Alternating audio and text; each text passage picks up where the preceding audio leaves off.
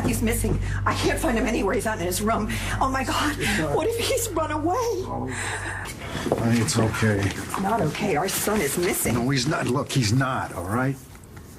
I told him he could go to the Buenos Dias and meet Destiny. You did what? He wanted to see his friend, so what's the harm in that? Oh, for God's sake, Bo. The last thing Matthew should be doing is... The last thing he needs is for us to lock him up in here. Okay, you're right. You're right. I certainly can't blame him for wanting to pretend that everything's still normal. Exactly.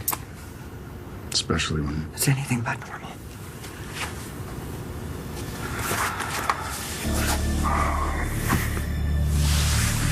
My son killed someone. Now we have to figure out what we're going to do about it. Commissioner Bowe and his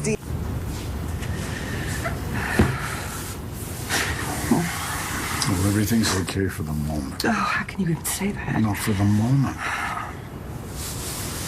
At least we have some alone time now and we can think about what we got to do. You have any suggestions?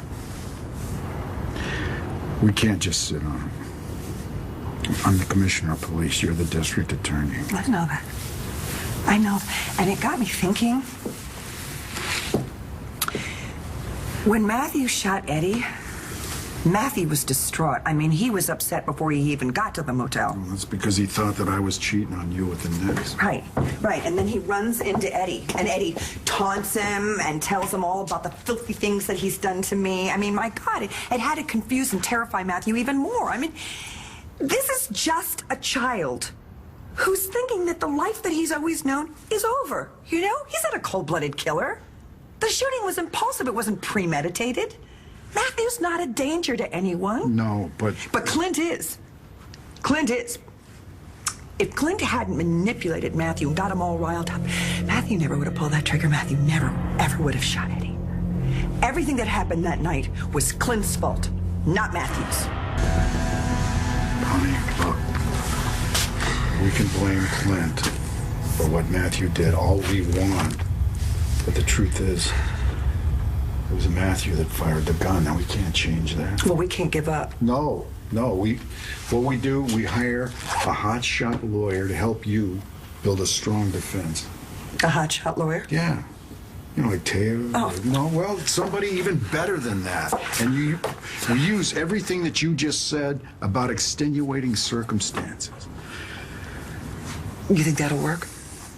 Well, if Matthew throws himself on the mercy of the court, asks for leniency, Red, he's a first-time offender. You know, he's a minor. It's not that simple, Bo. It's just not that simple. I mean, first of all, we could end up with a judge who would like to make an example out of Matthew just because he is our son. You know, and even if we got leniency, even if we could get him charged as a juvenile, which, by the way, is not exactly a slam dunk, given that he covered up the crime.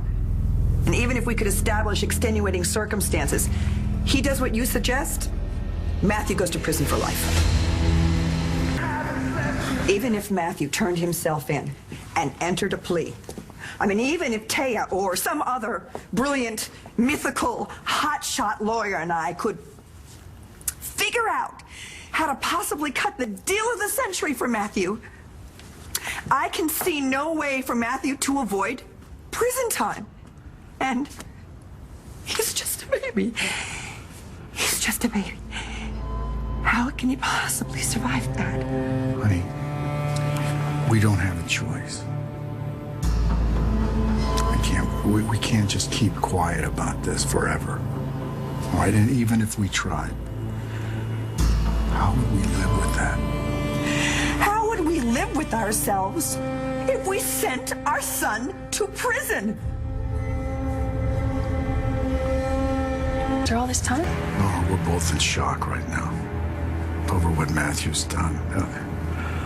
Honey, I know it hurts, but we can't pretend that this didn't happen.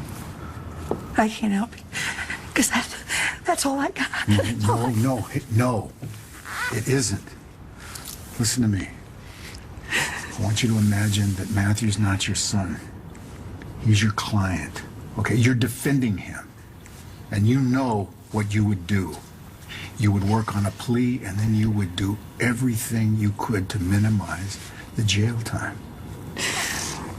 He's not some client, though. He's my baby. No, honey, he's not a baby anymore. He's still our almost grown. He's still our son. Yeah, but okay, what about what this is going to do to him? What kind of a man do you think he's going to grow into? Knowing that he killed someone and he got away with it? This isn't getting away with it. And what about the Ford boys? Oh, my God. Eddie Ford terrorized those kids. I know that. Eddie Ford was nothing but pure evil, but he was their father. And I think they deserve a resolution. And what do you think this is going to do to us?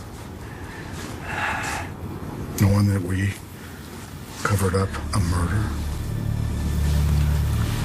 that goes against everything that we stand for, everything that we believe in.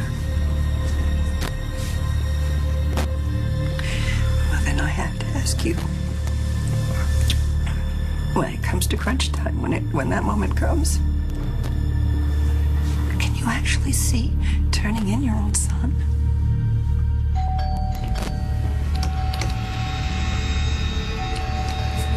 It's Mayor Dorian Lord here.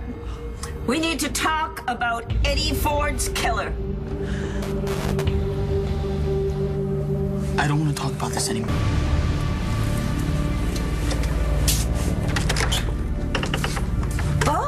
Oh, good. You're both here. Now's not a good time, Dorian. Oh, I am sure it is not. Speculation is running rampant in this town as to why the two of you dropped charges against Clint, fueled, of course, in large part by that biatch Phyllis Rose.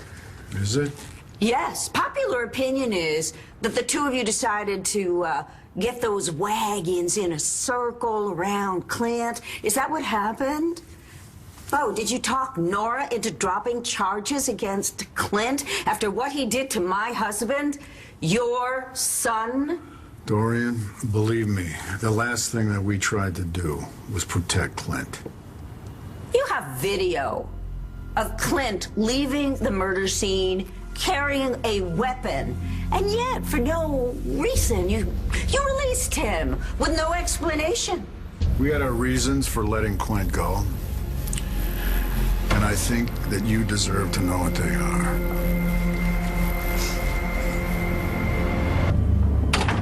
We followed up on that video of Clint with the gun, and it was misleading. Misleading? How can it be misleading? You have video of him leaving the crime scene, carrying the murder weapon. How's that misleading? All that proves is that he was there. It doesn't prove that he's the one that pulled the trigger. It doesn't prove that the gun that he had in the video was, in fact, the murder weapon. It's circumstantial. Nora, you can't build a case against Clint? The judge told us not to come back unless we had an airtight case. This one had holes. So Phyllis Rose can say all she wants about me protecting Clint. It's just not true. End of story. We dropped the charges against Clint because there was no case. I see. And if Clint didn't do it, then who did? I expect the two of you to find that out. Thank you. Or else, it's going to be your jobs. Okay. Dorian, I think we talked about this. You can't fire me. I'm an elected official.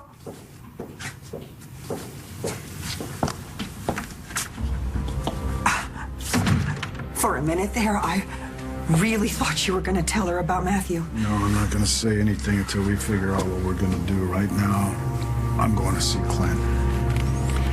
Bo, do you think that's a good idea? Dorian is on the warpath. You know she's going to go right to him and try to squeeze him for information about why we let him go. And I don't want him to say anything about Matthew. Okay, just hurry back, will you? Please. Look, don't worry. We're going to work this out. How? And every option is a nightmare.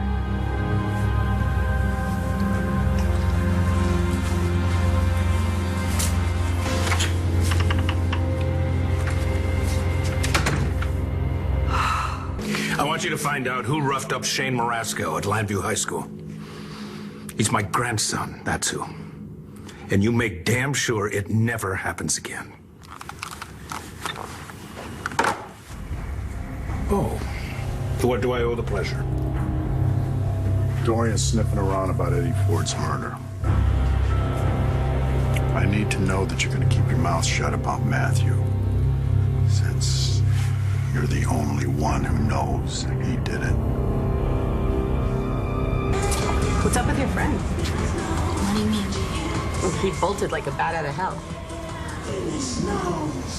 How you doing, Landview? Mom, hurry up. Turn the TV on now. What is it? I think Phyllis Rose is about to out me as a murderer. Here it is, ducklings, the bombshell I've been promising.